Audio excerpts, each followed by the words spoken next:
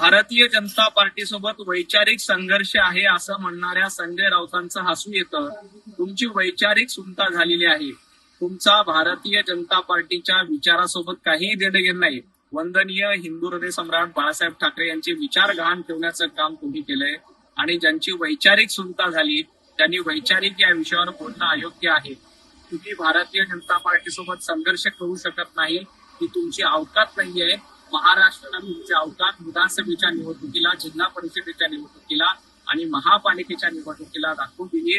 त्यामुळे वैचारिक सुनता झालेल्यांनी भारतीय जनता पार्टीवर टीका करू नये. सातारा जिल्हा परिषद निवडणुकी प्रकरणी योग्य ती भूमिका घेण्याचं काम पोलीस अधीक्षकांनी केलं. मुख्यमंत्री देवेंद्रजी फडणवीस यांनी देखील केलेलं आहे.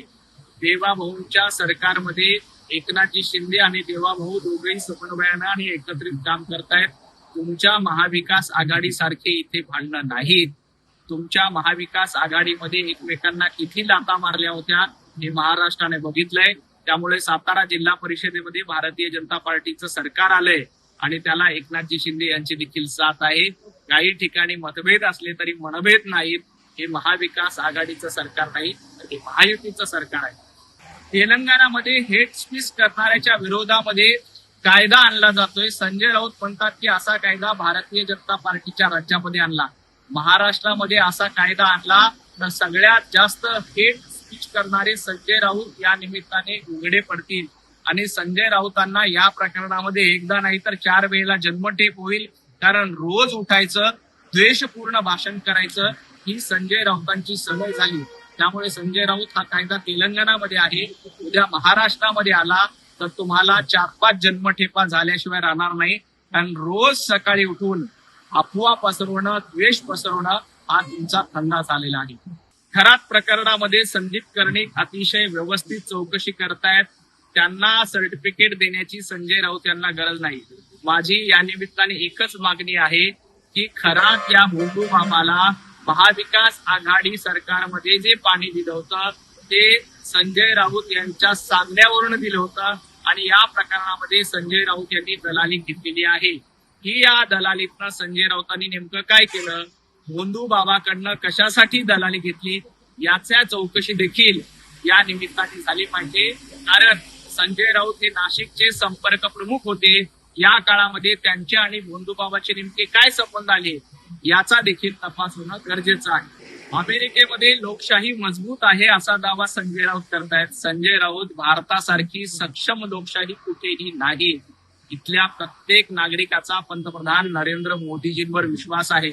जेव्हा बांगलादेशमध्ये अराजकता पसरली तेव्हा तुम्ही स्वप्न बघितलं की भारतामध्ये देखील असं होईल. पाकिस्तानमध्ये जेव्हा यादवी माजली तेव्हा तुम्ही स्वप्न बघितलं की भारतातही असं होईल. जेव्हा आता अमेरिकेमध्ये थोडा गोंधळ उठतोय तो तुम्हाला वाटतंय भारतामध्ये देखील असं होईल. परंतु तुमचं स्वप्न पूर्ण होणार नाही. कावळ्याच्या श्रापानं गाय मरत नाही. पंतप्रधान नरेंद्र मोदीजींवर इथल्या जनतेचा विश्वास आहे आणि आपल्या देशामध्ये घराणेशाही नाही, आपल्या देशामध्ये मनमानी नाही, आपल्या देशामध्ये अहंकारी सत्ता नाही. अहंकारी सत्ता उद्धवजी ठाकरे यांची होती. आता पंतप्रधान नरेंद्र मोदी जनतेचे सेवक आहेत आणि जनतेसाठी 24 तास राबणारे पंतप्रधान आपल्याला लाभलेत. त्यामुळे अमेरिकेसारखं, बांगलादेश सारखं स्वप्न बघत असाल तरी या जन्मात तरी तुमचं ते स्वप्न पूर्ण होणार नाही. राहुल गांधी आणि तुम्ही कितीही नेपाळ सारखी, अमेरिकी सारखी परिस्थिती भारतात निर्माण करण्याचा प्रयत्न केला तरी जनता तुम्हाला उलथून टाकल्याशिवाय राहणार नाही. कारण जनता पंतप्रधान नरेंद्र मोदीजींच्या पाठीशी आहे, ही लोकशाहीच्या पाठीशी आहे आणि मोदीजींच्या नेतृत्वात भारताचा तिरंगा अभिमानानं फडकतो. केंद्रीय गृहमंत्री अमित भाई शहा यांच्या नेतृत्वामध्ये घुसखोरांना घराच्या बाहेर काढण्याचं काम समर्थपणे केंद्रीय गृहमंत्री म्हणून अमित भाई करतायत. या घुसखोरांना घराच्या बाहेर काढल्यामुळे संजय राऊत तुमच्या पोटामध्ये काय दुखतंय? कारण या घुसखोराची दलाली करण्याचं काम संजय राऊतांकडनं केलं जातंय. हे घुसखोर या देशामध्ये राहिले पाहिजे आणि या घुसखोरांनी या देशामध्ये अराजकता पसरली पाहिजे अशी संजय राऊतांची इच्छा आहे. परंतु अमित भाई कणकर गृहमंत्री आहेत, अशा घुसखोरांना या देशाबाहेर काढल्याशिवाय राहणार नाही. उभाटा गट फिनिक्स पक्षाप्रमाणे भरारी घेणार असा दावा संजय राऊत करतायत. संजय राऊत, तुमच्या पक्षाची अवस्था कोंबड्यापेक्षा वाईट झालेली आहे हे महाराष्ट्रानं बघितलंय. आणि ऑपरेशन टायगरच्या गप्पा तुम्ही काय करता? जेव्हा ऑपरेशन टायगर झालं तेव्हा ते कुणालाही कळालं नाही. 40 आमदार तुमच्या नाकाखालून निघून गेले. उद्धवजी ठाकरे आणि तुमच्या अहंकारापोटी आमदारांनी तुमची साथ सोडली, तुम्हाला कळलं नाही. त्यामुळे येणाऱ्या काळात जेव्हा किंवा ऑपरेशन टायगर होईल तेव्हा त्याची साधी भणक देखील तुम्हाला लागणार नाही. आणि तुम्ही वैचारिक बांधणी, फिनिक्स पक्ष अशा गप्पा करू नका, कारण तुमचा घरकोंबडा झालेला आहे आणि हा घरकोंबडा लोकांनी बघितलाय. येणाऱ्या काळामध्ये तुमच्या या खरबशा भूमिकेमुळेच तुमचे ओटे सुटे लोक देखील तुम्हाला सोडून जातील आणि ते कधी जातील हे तुम्हाला कळणार नाही. त्यामुळे ऑपरेशन टायगरच्या फुकटच्या गप्पा तुम्ही मारू नका. इराण इस्रायल युद्धामध्ये पाकिस्तान दलाली करतंय याचं संजय राऊत यांना कौतुक वाटतंय, कारण संजय राऊत हे पाकिस्तानचे प्रवक्ते आहेत.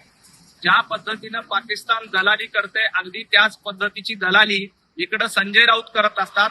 फरक इतकाच आहे की पाकिस्तान इराण आणि इस्रायल अमेरिका यांच्यामध्ये दलाली करण्याचा प्रयत्न करते आणि संजय राऊत काँग्रेस आणि उभाटा गटामध्ये दलाली करण्याचा प्रयत्न करतात. त्यामुळे दलालांनी इतर दलालांचं कौतुक करणं साहजिकच आहे, पण आंतरराष्ट्रीय पातळीवर भारताचा झेंडा पंतप्रधान नरेंद्र मोदींच्या नेतृत्वात अभिमानानं फडकतोय. याच्यामुळे संजय राऊत तुमचं पोट दिसतंय. तुम्हाला तुमची दलाली लखलाप, जशी पाकिस्तानची दलाली सुरू आहे तशी इथे तुमची दलाली चालू असत्या. राज्यामध्ये गॅसची टंचाई सुरू असताना काही धार्मिक स्थळांना गॅस पुरवठा करावं असं पत्र मंत्री मंगल प्रभात लोढाजी यांनी दिलं. त्यानंतर काही लोकांच्या पोटामध्ये दुखायला लागलं. खरं तर जेव्हा रमजान ईद होती तेव्हा ईद निमित्ताने मुस्लिम धर्मियांना विशेष गॅसची सोय करून द्या आणि त्याबद्दलची व्यवस्था केली, तेव्हा यांच्या पोटामध्ये दुखलं नव्हतं, तेव्हा कुणी ऑब्जेक्शन घेतलं नव्हतं. मंगल प्रभात लोढाजी यांनी रामनवमी असेल, महावीर जयंती असेल, हनुमान जयंती असेल अशा कार्यक्रमाच्या निमित्ताने मंदिरांसाठी, साई पालख्यांसाठी याची सोय करावी असं पत्र लिहिलं. असं पत्र लिहिल्यानंतर जाणीवपूर्वक हिंदू विरोधी लोकांच्या पोटामध्ये दुखायला लागलंय. मंगल प्रभात लोढाजींनी फक्त जैन धर्मियांसाठी हे पत्र लिहिलं नाही, तर रामनवमीसाठी पत्र लिहिलंय, हनुमान जयंतीसाठी पत्र लिहिलंय. जेव्हा ईद निमित्ताने विशेष सोय केली होती तेव्हा तुम्हाला काही वाटलं नव्हतं आणि आता हिंदू बांधवांसाठी जेव्हा मंगलजी पत्र लिहितात तेव्हा तुमच्या पोटामध्ये दिसतंय. विरोधकांचा हा दुटप्पीपणा या निमित्ताने समोर येतो. रोज उठून अशुभ बोलणारे आणि प्रत्येक गोष्टीत राजकारण बघणारे संजय राऊत यांना शुभ कार्यावर बोलण्याचा अधिकार नाही. मोहित कंबोज यांच्या मुलीच्या वाढदिवसाला कोण कोण गेलं याच्यावर बोलण्याचा अधिकार खरंच संजय राऊतांना आहे का? कारण कुठल्याही शुभ कार्याला जायचं नाही, रोज उठून अशुभ बोलायचं, रोज उठून खोटं बोलायचं, एवढाच धंदा संजय राऊतांना उठलेला आहे. महाराष्ट्राची राजकीय संस्कृती, महाराष्ट्राची परंपरा याच्याशी संजय राऊतांचं काहीही देणं घेणं नाही. कारण अशुभ बोलणं आणि असत्य बोलणं एवढंच संजय राऊतांचं काम उरलेलं आहे. 2014 पासून आमचा भारतीय जनता पार्टीसोबत संघर्ष सुरू आहे असा दावा संजय राऊत करतात.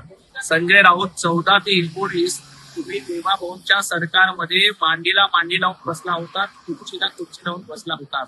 2019 साली मुख्यमंत्री पदासाठी उद्धवजी ठाकरे यांनी देवेंद्रजींच्या पाठीमध्ये खंजीर खुपसला आणि फक्त मुख्यमंत्री पदाची खुर्ची मिळवायची, सत्ता मिळवायची यासाठी काँग्रेसच्या दावणीला आपला सगळा पक्ष बांधला. उभाटा गट काँग्रेसचा गुलाम करून टाकला. त्यामुळं 2014 पासून तुमचा संघर्ष नाही, तर तुमचा संघर्ष 2019 पासून फक्त मुख्यमंत्री पदाच्या खुर्चीसाठी आणि सत्तेसाठी होता. हे महाराष्ट्राने ओळखलं, बघितलं.